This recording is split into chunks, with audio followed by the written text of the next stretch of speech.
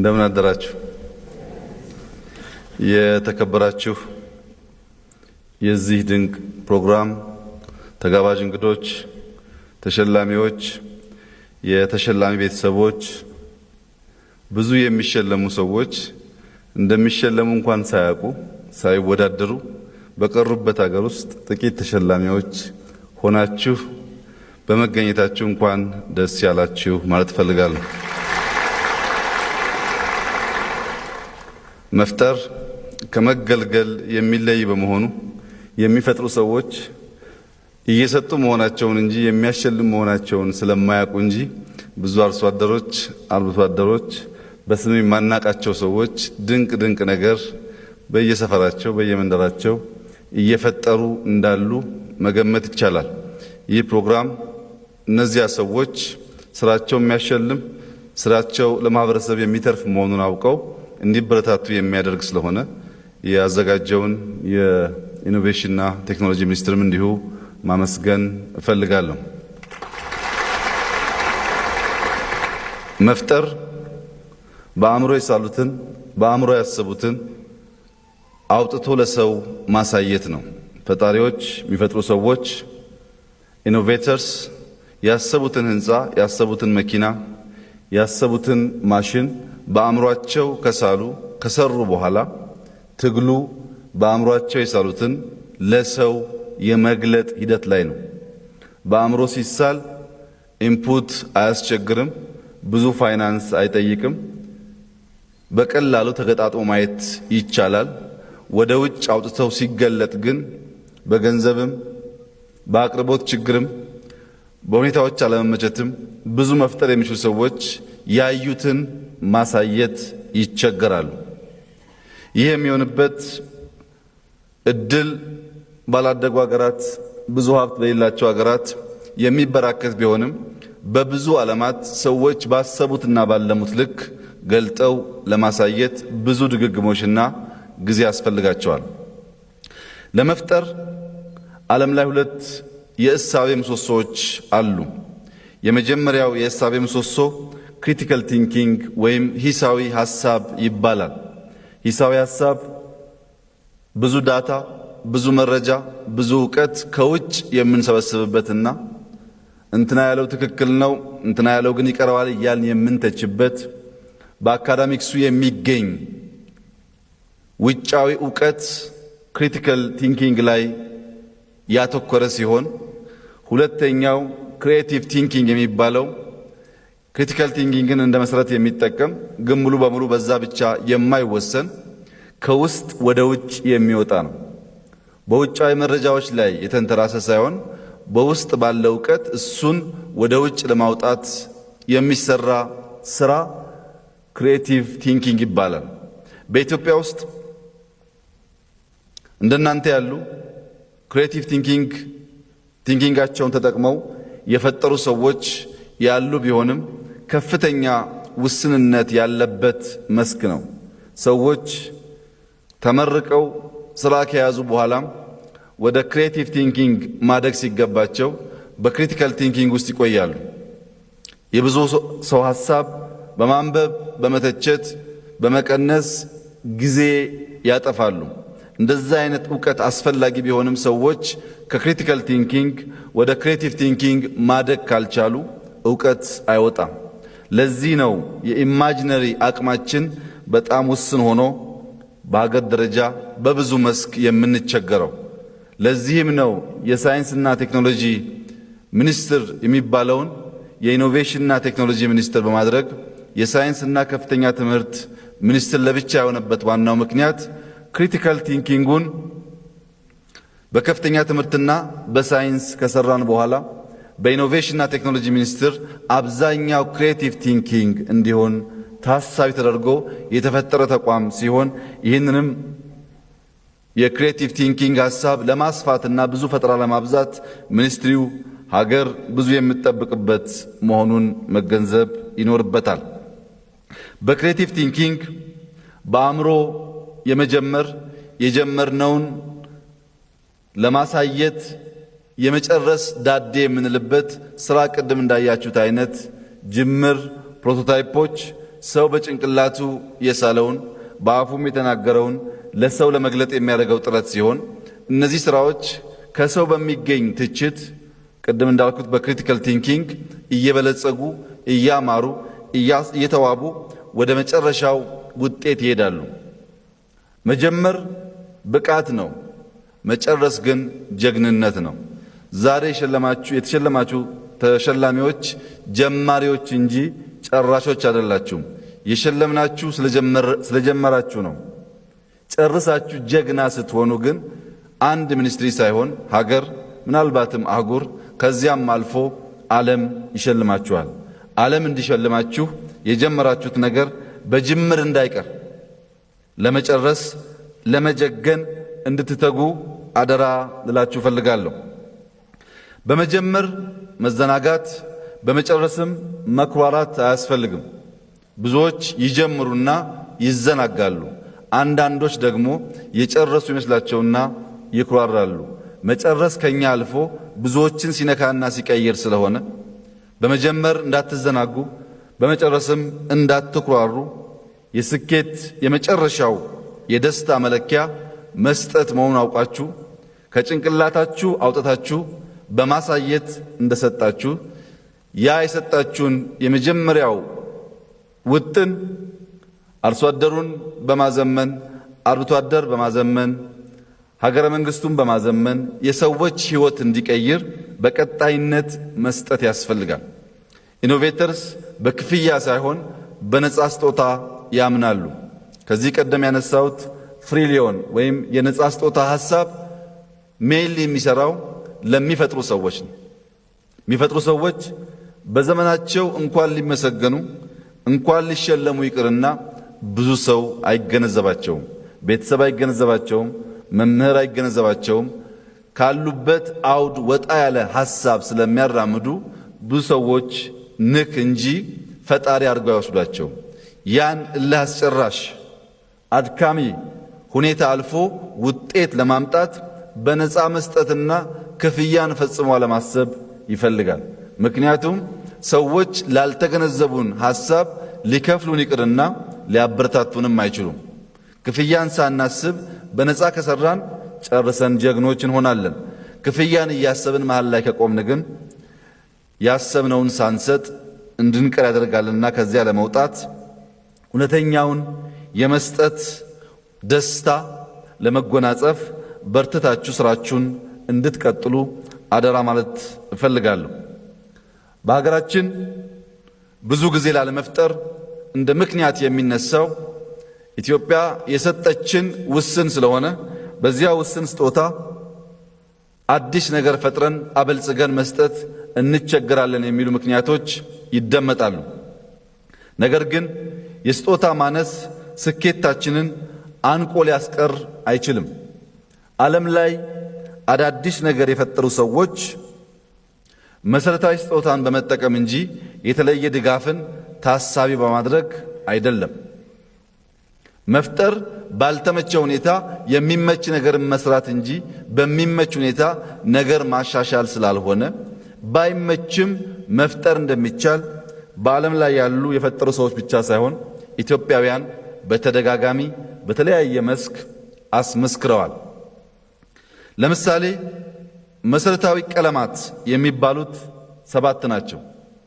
ከነዚህ 7 ቀለማት ውስጥ በማቀላቀል አዳዲስ ቀለማትንና ውብ ስዕሎችን በማሳየት ከዓለምም ከሀገር ውስጥም መጥቀስ የምንችላቸው ሰዎች አሉ።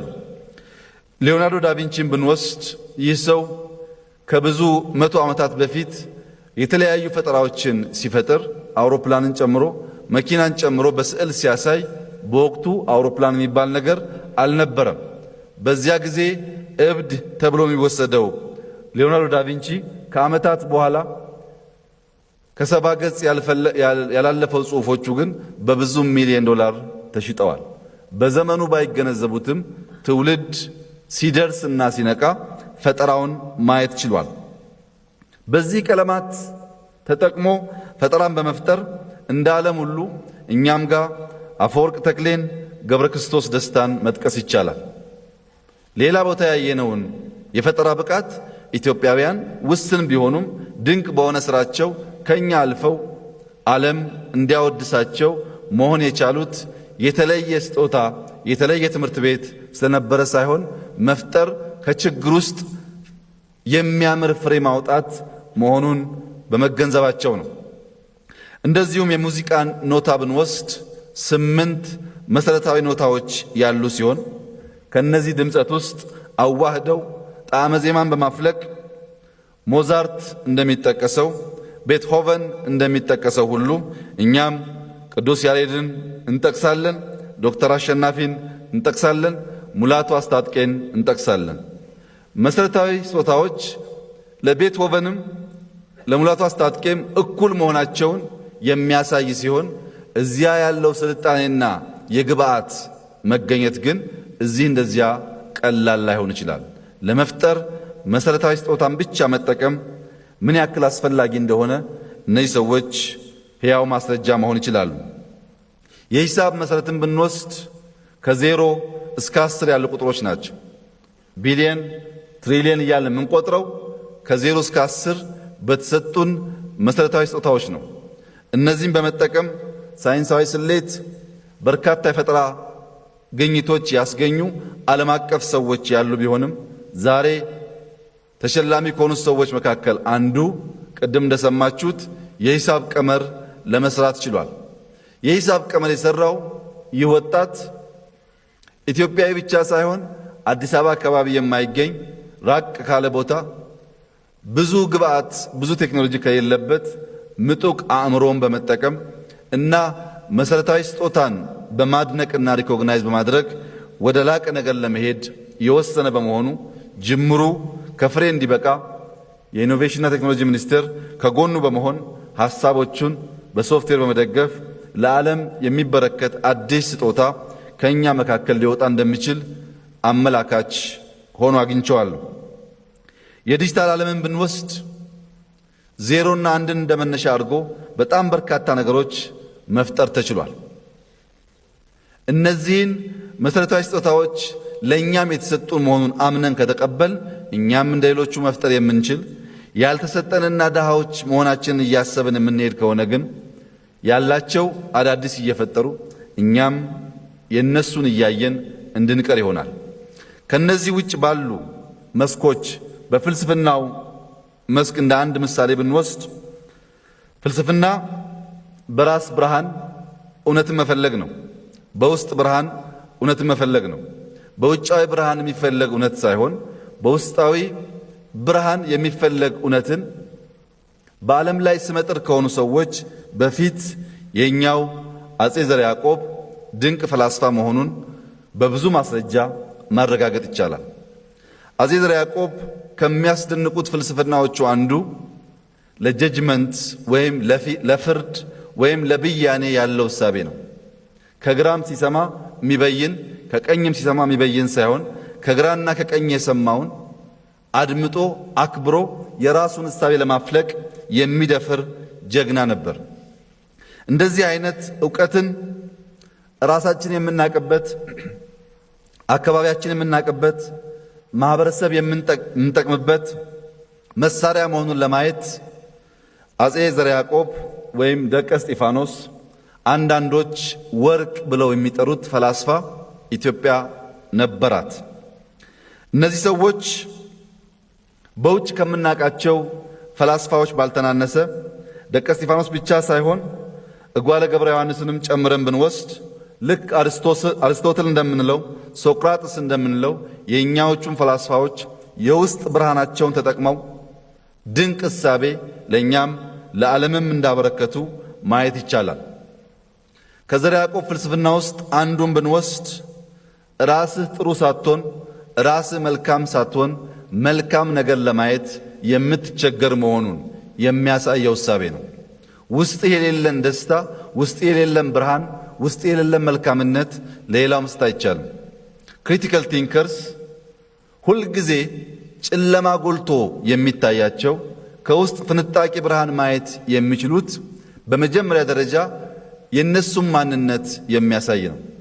በእያንዳንዱ ስራ ጨለማን አጉልተው የሚገልጡ ሰዎች በውስጣቸው የብርሃን ማነስ እንዳለ ያሳያል። ራስ መልካም ሆነ መልካምነትን መግለጥ የሚል ትልቅ ትምህርት የገለጠው ፈላስፋ ኢትዮጵያዊ ነው። ሶቅራጥስ በተወለደበት ሀገር ብቻ ሳይሆን በእኛም ሀገር ድንቅ እሳቤ ማፍለቅ የሚችሉ ፈላስፋዎች መፍጠር ተችሏል። ይህ ጉዳይ እንዲያድግ እንዲበለጽግ ማድረግ ከሚገባን አንዱ ነገር በየጊዜው ተማሪ መሆን ነው። ትምህርት አያልቅም፣ መፍጠር አያልቅም። ማይክሮሶፍት የተባለለትን ዕድሜና ገንዘብ ያፈለቀው በየዓመቱ አዳዲስ ነገር በመፍጠር ነው። በሳምሰንግ እና አፕል እንኳን እንደምታዩት በየጊዜው አዳዲስ አፕሊኬሽን የጨመሩ በቀጣይነት እየፈጠሩ የሕዝብን ፍላጎት ለማርካትና ቀድመው ለመገኘት በመትጋታቸው ነው። ይህ ነገር የዛሬ ተሸላሚዎች እንድትገነዘቡ የሚያስፈልገው ብረት የድንጋይ ዘመንን ተክቶ ሲመጣ ብረትም ድንጋይም የተፈጠሩት ከአፈር ነው። የብረት ዘመን ሲፈጠር ድንጋይ ስላልነበር አይደለም። የብረት ዘመን ሲፈጠር ድንጋይ ከስራ ውጭ መሆኑ አይደለም። ድንጋይ ያለ ብረት ልቆ መጣ። ብረትን ብረት የሚያደርገው በየጊዜው መሳሉ፣ መወልወሉ፣ መጠበቁ ነው። ብረት ለአንድ አፍታ እንክብካቤ አጥቶ ከአፈር ጋር እንዲኖር ካደረግነው ፈጥኖ አፈር ከሚሆን ቁሶች አንዱ ብረት ነው። ብረት ብረት ነው እንዲቀጥል በየጊዜው መሞረድ አለበት፣ መወልወል አለበት። ፈጠራም ፈጠራ እንዲሆን በየጊዜው መሻሻል አለበት፣ መተቸት አለበት። በአንድ ጊዜ የሚያበቃ አይደለም። ነገር ግን በብረት ዘመን ድንጋይን ጠቅለን እንዳልጣልነው ሁሉ በፈጠራ ዘመንም አዲስ ነገር ስንፈጥር የቀደመውን ጠቅለን እንጥላለን ማለት አይደለም። መሰረት እየሆነ እየተሰናሰለ አብሮ እንዲሄድ ማድረግ ያስፈልጋል። የቀደመውን ሳጥሉ አዳዲስ ለመፍጠር ከተጋችሁ ኢትዮጵያ የምትኮራባችሁ አህጉራችንም የምትመካባችሁ ፈጣሪዎች ከዚህ መካከል ልትኖሩ እንደምትችሉ ከስራችሁ ተነስተን መገመት አንቸገርም። ከእውቀታቸው ለኢትዮጵያ ከፍለው የሰጡ ከእውቀታቸው ኢትዮጵያን ከፍ የሚያደርግ ነገር የሰሩ የፈጠራ ሰዎች እንዳሉ ሁሉ እውቀት አለን ብለው ጨለማን የሚዘሩ መለያየትን የሚዘሩ መጠፋፋትን የሚዘሩ ሰዎች አሉ። የእውቀት አልቲሜት መለኪያ ለማህበረሰብ መጥቀም እንጂ ማህበረሰብ ማባላት አይደለም። እውቀት በመተባበር በመደጋገፍ እንዲሁም በውድድርና ፉክክር እነዚህም በማዋሃድ የሚሰራ እንጂ ሁልጊዜ በሽቅድድምና ጥሎ በማለፍ መርህ የሚሰራ ባለመሆኑ እናቃለን ብለው ህዝብን የሚያጋጩ እናቃለን ብለው ጦርነት የሚያውጁ ሰዎች እውቀት ማህበረሰብን ማስታረቅ ማህበረሰብን ማዋሃድና ማሻገር እንደሆነ ከነዚህ ወጣት ታዳጊዎች ትምህርት እንዲወስዱ አደራ ማለት እፈልጋለሁ። ፈጣሪዎች የብቸኝነት ጉድለትን መሙላት ይኖርባቸዋል። የሂሳብ ቀመር ከአእምሮ አፍልቆ የሰራው ወጣት የሶፍትዌር ሙያተኛ ያስፈልጉታል። ያን እሳቤውን በዘመናዊ መንገድ በአፕሊኬሽን ለመስራት ሌላ ሙያ ሌላ ዲሲፕሊን ያስፈልገዋል። ቅድም ከደቡብ ያያችሁት ሕፃን ልጅ የግንባታ መሳሪያ የሰራው በብረት እነዚያን ፕሮቶታይፕ የሚሰሩ ስሪንጁንም ሳይታይ በተች በተን የሚቀይሩ ሌሎች ሙያተኞች ያስፈልጉታል። ከነዚህ ጋር በመደመር አዳዲስ ዕውቀትና ዕውቀትን ለጥቅም ማዋል ስለሚያስፈልግ የፈጠራችሁ ሰዎች ዓለም ሁሉ በእጃችሁ እንዳለ ሳይሆን በሌላ መስክ ከናንተ የሚሻሉ ሰዎች እንዳላችሁ በመረዳት የናንተን በመስጠት የነሱን በመቀበል የተሻለ የላቀ ነገር መፍጠር አለባችሁ። ቦይንግ የብዙ ሰዎች ፈጠራ ውጤት ነው። ኮምፒውተር የብዙ ሰዎች ፈጠራ ውጤት ነው። ስልክም እንደዚሁ የብዙ ጭንቅላት ውጤት ነው። አንድ ሰው ጀምሮ የሚጨርሰው ሳይሆን በትብብርና በመደመር እንዲጎለብት ማድረግ ይኖርብናል። አሁን ባለው ዘመን 4.0 ወይም አርቲፊሻል ኢንተለጀንስ የሚባለው አራተኛ ኢንዱስትሪያል አብዮት እየበለጸገና እያደገ የሰዎችን ስራ እየተካ እንደመጣ ይታወቃል። ከጥቂት ዓመታት በኋላ በአሜሪካ ብቻ 15% የሚጠጉ ሰራተኞች በአርቲፊሻል ኢንተለጀንስ እንደሚተኩ ተገምቷል፣ እየታየም ይገኛል። መኪናም አውሮፕላንም ሰው አልባ እየሆኑ ስለሆነ ኢትዮጵያ ውስጥ ሰው አልባ ነገር መፍጠርና የሰው ሥራ መተካት ሳይሆን ሰው አልባ ነገር የፈጠሩት ጋር ለመወዳደር ሰውን ይበልጥ ለመጠቀም እያንዳንዱ ሰው ያለውን ኢንፋይናይት ፖቴንሻል ማውጣትና ለውድድር የሚያበቃ አውድ መፍጠር ያስፈልጋል። ከዚህ አንጻር የኢኖቬሽንና ቴክኖሎጂ ሚኒስቴር የተጣለበት ኃላፊነት ኢትዮጵያውያን በየዓመቱ አዳዲስ ነገር እየፈጠሩ እንዲሸለሙና በሚቀጥለው ዓመት እንዲረሱ ሳይሆን የፈጠሩ ሳይዘነጉ ወደ ውጤት እንዲቀየር ስራቸው ከሌሎች ዲሲፕሊኖች ጋር ማዋሃድ፣ በፋይናንስ ማገዝ፣ ኢንዱስትሪዎች ጋር ማስተሳሰር ጨምሮ ውጤታማ እንዲሆኑ ማድረግን በከፍተኛ ኃላፊነት መስራት ይኖርባቸዋል። በአጠቃላይ ወጣት ተመራማሪ፣ መምህራን ኢትዮጵያውያን አእምሯችን መልካም አዝመራ የሚመርትበት ጠፍ መሬት እንጂ የሞት ነጋሪት የሚጎሰምበት የመቃብር ስፍራ እንዳይሆን አእምሯችንን መልካም ነገር በማፍለቅና ለፈጠራም በማዋል እንድንገለገልበት ከኛ አልፈን ሰዎችን ማገልገልና ማገዝ እንድንችል ይህ ደግሞ ከቅንነትና ከውስጥ ብርሃንነት ውጭ የሚታሰብ ስላልሆነ ለኔጌቲቭ ኢነርጂ የምናጠፋውን ጊዜ በመቀነስ በመደመርና በጋራ እድገት ውስጥ በመመስረት አዲስ አድማስን መመልከት ውቅያኖስን ተሻግሮ ማየትና የላቀች ኢትዮጵያን ለመፍጠር መተባበር ከሁላችን የሚጠበቅ መሆኑን በዚሁ አጋጣሚ ልገልጽላችሁ ፈልጋለሁ። አብሮነት እንጂ የአፓርታይድ አስተሳሰቦች፣ ዘረኝነት፣ ጥላቻ ለኛ ለኢትዮጵያውያን ብቻ ሳይሆን ለመላው ዓለም ጥፋት መሆናቸውን በዘመናት መካከል ትምህርት ተወስዶበታል።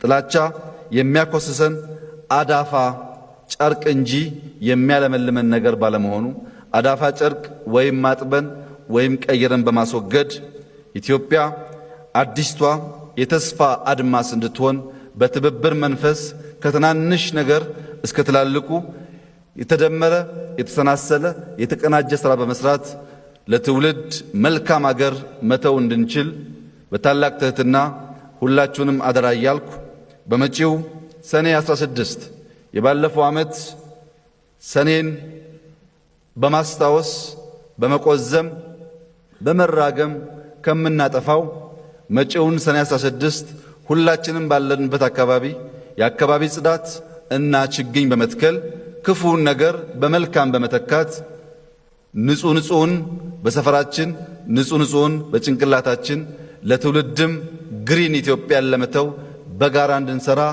አደራ ልላችሁ ፈልጋለሁ። በድጋሚ እንኳን ደስ አላችሁ። ጅምራችሁ ፍሬ እንዲያፈራ መንግስት በሚችለው ሁሉ ከጎናችሁ እንደሚሆን አረጋግጣለሁ። አመሰግናለሁ።